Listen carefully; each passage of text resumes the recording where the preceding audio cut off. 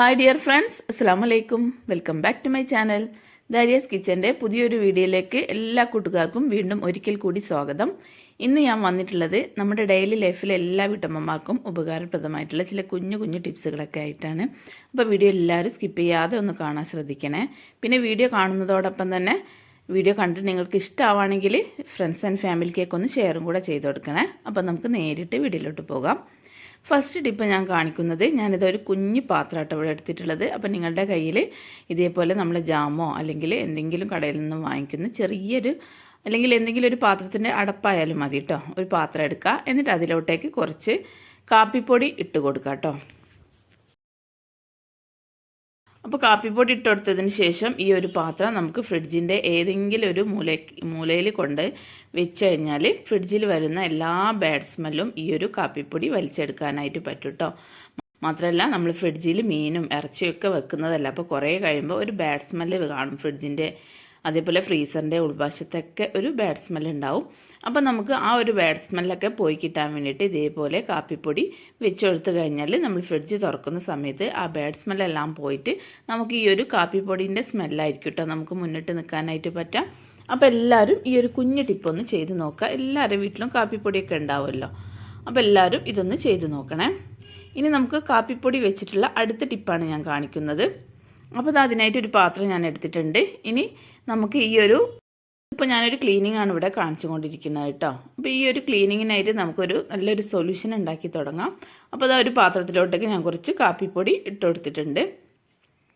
ഇനി ആ ഒരു കാപ്പിപ്പൊടിയിലോട്ടേക്ക് കുറച്ച് ബേക്കിംഗ് സോഡയും കൂടെ ഇട്ട് കൊടുക്കാം. അപ്പോൾ ഇതിപ്പോൾ ഞാൻ ക്ലീനിങ്ങിനായിട്ട് ഉപയോഗിക്കുന്ന ബേക്കിംഗ് സോഡ കേട്ടോ. അപ്പോൾ എല്ലാവർക്കും അറിയാം, ബേക്കിംഗ് സോഡ നല്ലൊരു ക്ലീനിങ് ഏജൻറ്റ് തന്നെയാണല്ലോ അല്ലേ. നമ്മൾ കുറേ വീഡിയോസ് ചെയ്തിട്ടുണ്ട് ബേക്കിംഗ് സോഡ വെച്ചിട്ട് ക്ലീൻ ചെയ്യുന്നത്. അപ്പോൾ കാപ്പിപ്പൊടിയിലേക്ക് കുറച്ച് ബേക്കിംഗ് സോഡയും കൂടെ ഇട്ട് കൊടുത്തിട്ടുണ്ട്. ഇനി ഞാനിതിലേക്ക് കുറച്ച് വിനാഗിരിയും കൂടെ ചേർത്ത് കൊടുക്കുന്നുണ്ട്.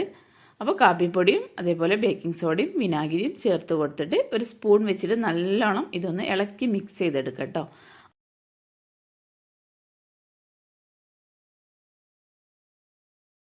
അപ്പോൾ ദാ നമുക്ക് ക്ലീനിങ്ങിനായിട്ടുള്ള നല്ലൊരു സൊല്യൂഷൻ ഇവിടെ റെഡി ആയിട്ടുണ്ട്.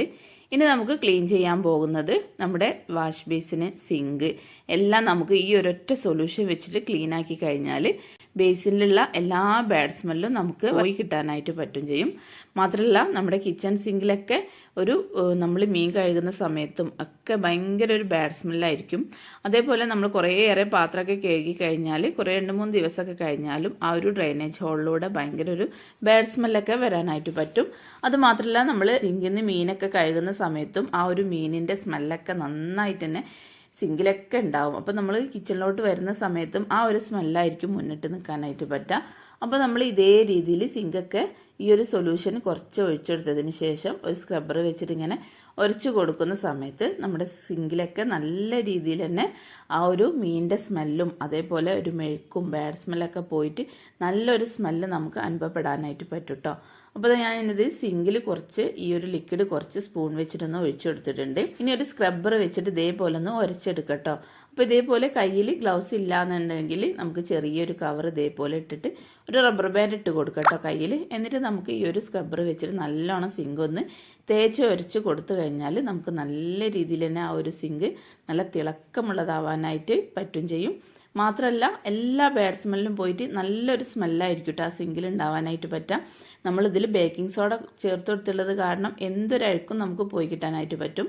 മാത്രമല്ല, നമ്മളിതിൽ വിനാഗിരി ചേർത്ത് കൊടുത്തിട്ടുണ്ട്. അപ്പോൾ നമുക്ക് എന്തൊരു പ്രാണികളൊക്കെ നമുക്ക് സിങ്കിൻ്റെ ഉള്ളിലോട്ടേക്ക് വരുന്നത് നമുക്ക് പുറത്തോട്ടേക്ക് പോകാനായിട്ട് പറ്റും കേട്ടോ. അതേപോലെ തന്നെ നമുക്കിതിൽ നമ്മൾ കാപ്പിപ്പൊടി ചേർത്ത് കൊടുത്തിട്ടുള്ളത് കാരണം നല്ലൊരു സ്മെല്ലും കൂടിയും കിട്ടും കേട്ടോ. ആ ബാഡ് സ്മെല്ലെല്ലാം പോയിട്ട് നല്ലൊരു സ്മെല്ലായിരിക്കും നമ്മൾ കിച്ചണിലോട്ടേക്ക് വരുന്ന സമയത്ത് നല്ലൊരു കാപ്പിപ്പൊടിൻ്റെ സ്മെല്ലായിരിക്കും കേട്ടോ നമുക്ക് മുന്നിട്ട് നിൽക്കാനായിട്ട് പറ്റുക.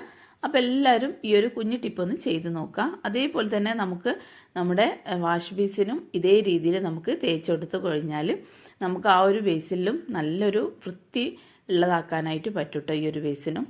അതേപോലെ തന്നെ നമുക്ക് ടോയ്ലറ്റും എല്ലാം ഈ ഒരു ഒറ്റ സൊല്യൂഷൻ മതിയിട്ട് നമുക്ക് ക്ലീനാക്കി എടുക്കാനായിട്ട്. ഈ ഒരു ബാത്റൂമിൻ്റെ ടോയ്ലറ്റും അതേപോലെ സിങ്കും ബേസിനും എല്ലാം നമുക്ക് ഈ ഒരൊറ്റ സൊല്യൂഷൻ വെച്ചിട്ട് നല്ല രീതിയിൽ തന്നെ നമുക്ക് വെട്ടിത്തിളങ്ങുന്നതാക്കാനായിട്ട് പറ്റും ചെയ്യും.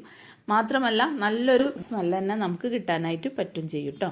അപ്പോൾ എല്ലാവരും ഈ ഒരു കുഞ്ഞു ടിപ്പൊന്ന് ചെയ്ത് നോക്കുക. കാപ്പിപ്പൊടിൻ്റെ സ്മെല്ല് എല്ലാവർക്കും ഇഷ്ടമുള്ള സ്മെല്ല് തന്നെയാണല്ലോ. അപ്പോൾ എല്ലാവരും ഇതൊന്ന് ചെയ്ത് നോക്കണേ. ഇനി നമുക്ക് അടുത്ത ടിപ്പ് എന്താണെന്ന് നോക്കാം. അടുത്ത ടിപ്പ് ഞാൻ കാണിക്കുന്നത്, ഞാനിതാ ഒരു പഴയ ഐസ്ക്രീമിൻ്റെ ഒരു ബോട്ടിലാട്ടോ ഇവിടെ എടുത്തിട്ടുള്ളത്. അപ്പോൾ നമ്മൾ ഒഴിവാക്കി കളയുന്ന അങ്ങനത്തെ ഒക്കെ ബോട്ടിലുണ്ടെങ്കിൽ നമുക്ക് കുറേയേറെ കുഞ്ഞു കുഞ്ഞു ടിപ്പുകളുണ്ട് കേട്ടോ നമ്മുടെ വീട്ടിൽ ചെയ്തെടുക്കാനായിട്ട്. അപ്പോൾ ഞാൻ പഴയ ഒഴിവാക്കിയിട്ടുള്ള ഒരു ഐസ്ക്രീം ബോട്ടിലാണ് ഇവിടെ എടുത്തിട്ടുള്ളത്. ഇനി ഞാനൊരു സോക്സും കൂടെ എടുത്തിട്ടുണ്ട് കേട്ടോ. അപ്പോൾ ഈ ഒരു സോക്സും പഴയ സോക്സ് ആട്ടോ, ഒരു കുറച്ച് ഡാമേജൊക്കെ ആയിട്ടുള്ള സോക്സാണ്. അപ്പോൾ ഞാനിത് രണ്ടും ഒഴിവാക്കാൻ വേണ്ടി വെച്ചതായിരുന്നു കേട്ടോ. ഇനി നമുക്ക് ഈ ഒരു ഐസ്ക്രീമിൻ്റെ പാത്രം ഇതേപോലെ കമിഴ്ത്തി വെച്ച് കൊടുക്കുക.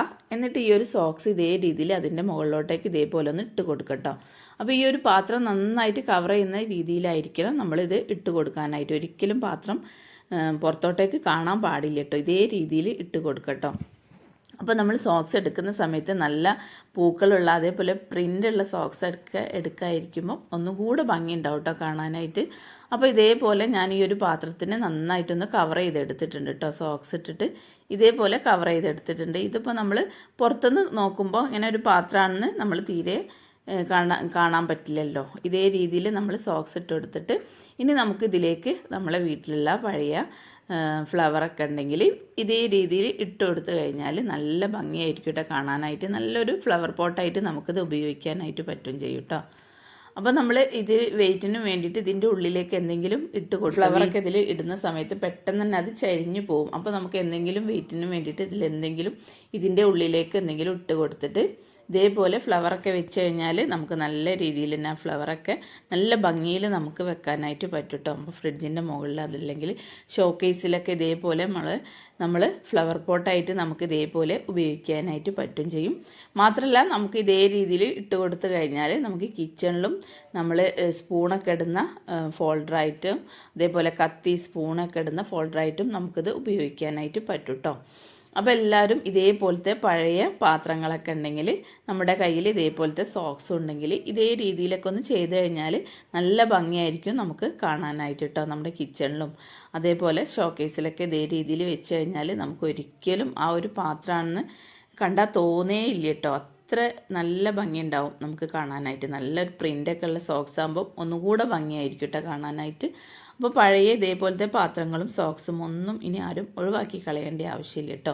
ഇതേ രീതിയിൽ നമുക്ക് ഉപയോഗിച്ച് കഴിഞ്ഞാൽ നമുക്ക് കുറേ കാലം ഇത് ഉപയോഗിക്കാനായിട്ട് പറ്റും ചെയ്യും. മാത്രമല്ല നല്ലൊരു ഭംഗിയും കൂടെ ആയിരിക്കും കേട്ടോ കാണാൻ. ഇങ്ങനെ ഫ്ലവർ പോട്ടോ ഒക്കെ ആയിട്ട് ഉപയോഗിക്കുന്ന സമയത്ത് അതേപോലെ സ്പൂണും കത്തിയൊക്കെ ഇടാനായിട്ട് പറ്റും ചെയ്യും കേട്ടോ. അപ്പോൾ എല്ലാവരും ഈ ഒരു കുഞ്ഞു ടിപ്പൊന്ന് ചെയ്ത് നോക്കണേ. ഇനി നമുക്ക് അടുത്ത ടിപ്പിലോട്ട് പോകാം.